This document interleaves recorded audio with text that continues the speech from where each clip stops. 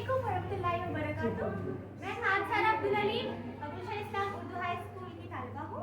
और यहाँ पर आज जैसा कि मुनव्वर मलिक सर हमें पढ़ाने आए थे और हमारे स्कूल में वैसे ज्योग्राफी आमतौर पर सऊदी से लेते और आइडियल में हमें फलक मिस पढ़ाते थे। तो मतलब छोटे छोटे पॉइंट्स को अंडरलाइन कराना फिर उस पर एक डीप में पढ़ाना तो इन्होंने किया ही। साथ में आज जो मुनव्वर मलिक सर का स्पेशल लेक्चर था उसमें सबसे स्पेशल बात ये थी कि उन्होंने पेपर पैटर्न बताया और ये था कि मार्क्स का डिवाइडेशन कैसा है और ये भी साथ में कि एक टॉपिक को बिल्कुल अच्छी तरह से डाउट्स सारे क्लियर किए और भी ये भी था कि जो भी चीज़ें थी तो मतलब लोग बीच में सवाल पूछ रहे थे तो